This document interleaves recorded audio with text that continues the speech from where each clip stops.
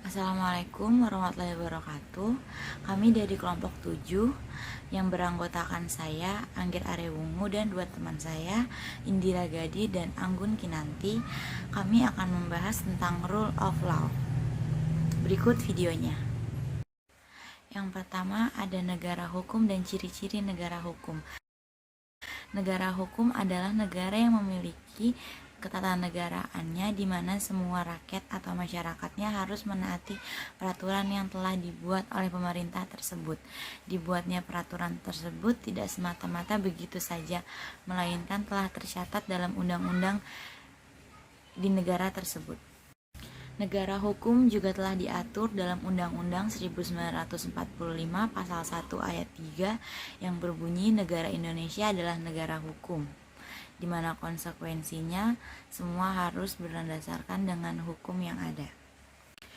Yang kedua, ada ciri-ciri hukum adalah kekuasaan dijalankan dengan ketetapan hukum yang ada. Yang kedua, undang-undang dibuat oleh presiden dengan bantuan DPR. Yang ketiga, adanya pembagian kekuasaan. Yang keempat, adanya perlindungan juga pengakuan terhadap hak asasi manusia.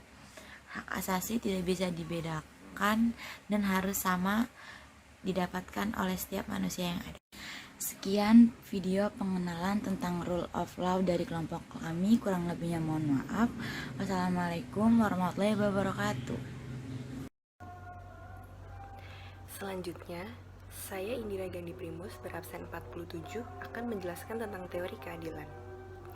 Keadilan yang berasal dari kata adil, menurut Kamus Besar Bahasa Indonesia, adil adalah tidak sewenang-wenang, tidak memihak, tidak berat sebelah. Adil mengandung arti bahwa suatu keputusan didasarkan oleh norma-norma yang objektif. Teori keadilan menurut para ahli. Yang pertama ada Aristoteles, John Rawls, Thomas Hobbes, Roch Pound, dan Hans Callens. Yang pertama saya akan menjelaskan tentang Aristoteles. Menurut Aristoteles, keadilan adalah keutamaan yang bersifat umum. Di samping itu, keadilan juga merupakan sikap dalam bidang tertentu, menentukan hubungan baik antar perorangan dan keseimbangan di dua belah pihak. Menurut Aristoteles, keadilan ada dua poin penting. Yang pertama, manusia sama di hadapan hukum, dan yang kedua, memberikan apa yang menjadi hak setiap orang berdasarkan kemampuan dan prestasinya. Menurut Aristoteles, ada 4 poin penting lainnya dari teori keadilan menurut dirinya. Yang pertama, keadilan dalam pembagian jabatan dan harta benda publik.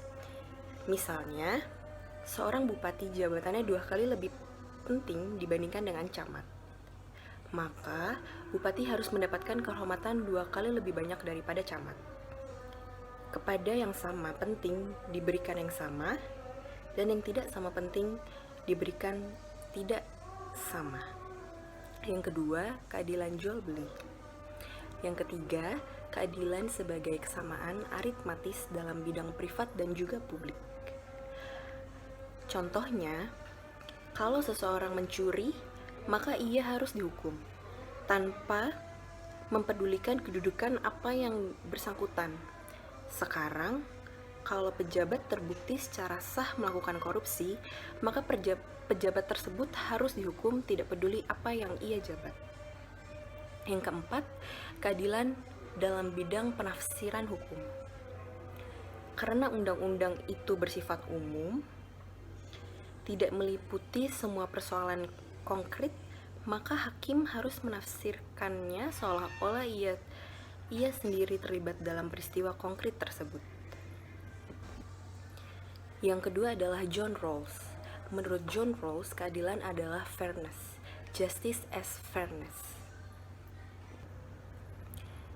Menurut John Rawls, ada 3 poin penting dari teori keadilan.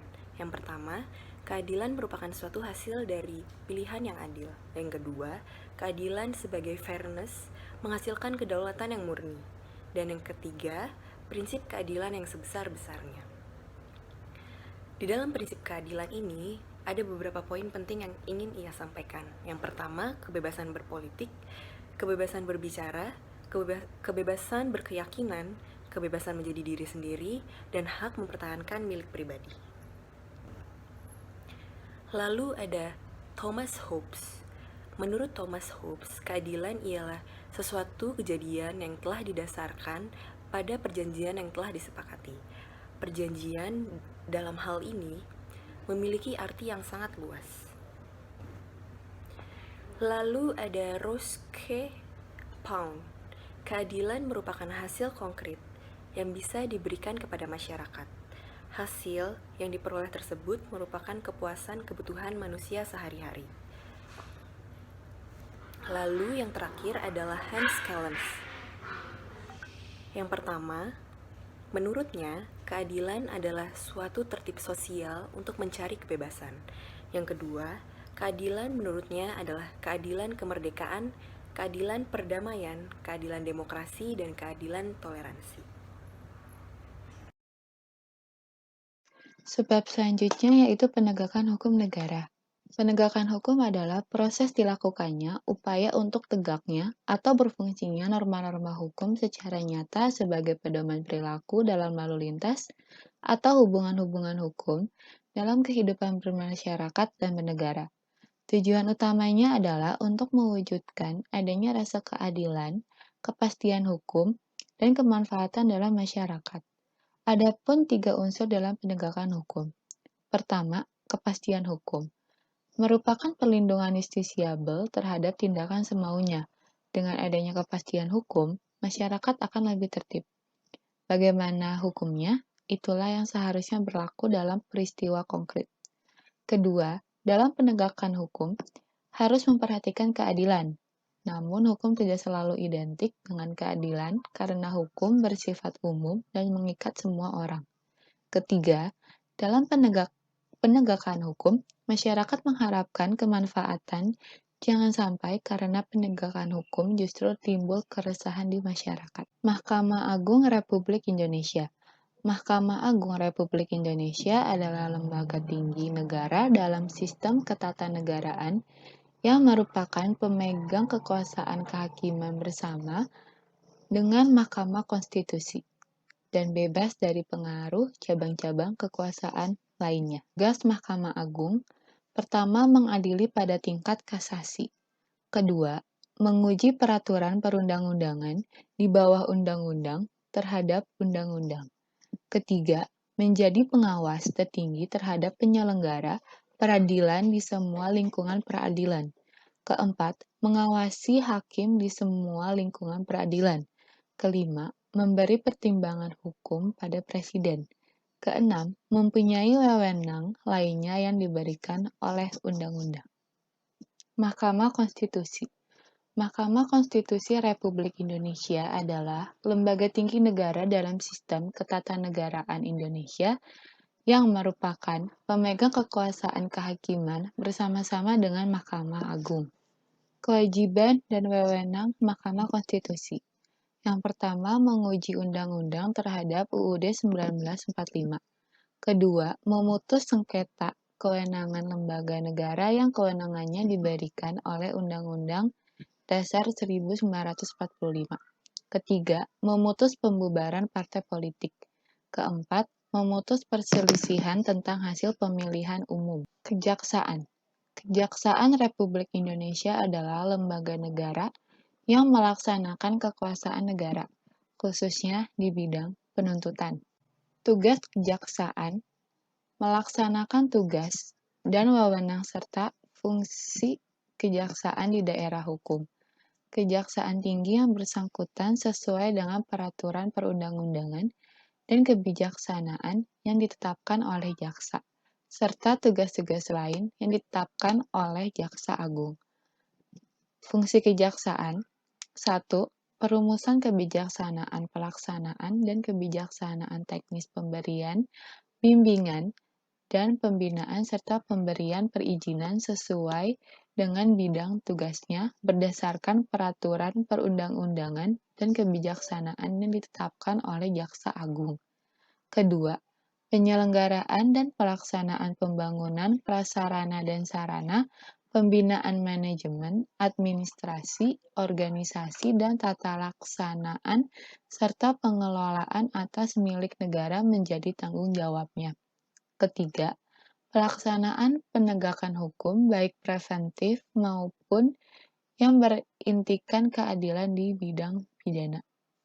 Polri adalah sebuah lembaga negara atau aparat penegak hukum yang berfungsi untuk memelihara keamanan dan ketertiban masyarakat, menegakkan hukum, dan memberikan perlindungan, pengayoman, dan pelayanan untuk masyarakat dalam usaha untuk menjaga keamanan dalam negeri. Komisi Pemberantasan Korupsi Republik Indonesia adalah lembaga negara yang dibentuk dengan tujuan meningkatkan daya guna dan hasil guna terhadap upaya pemberantasan tindak pidana korupsi.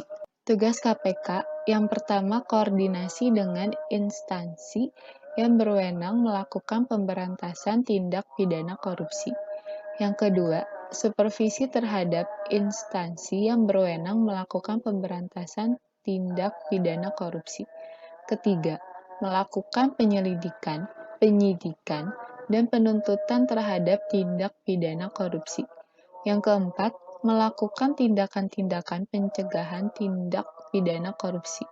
Yang kelima, melakukan monitor terhadap penyelenggaraan pemerintahan negara. Demikian akhir presentasi kami, kurang lebihnya mohon maaf. Wassalamualaikum warahmatullahi wabarakatuh.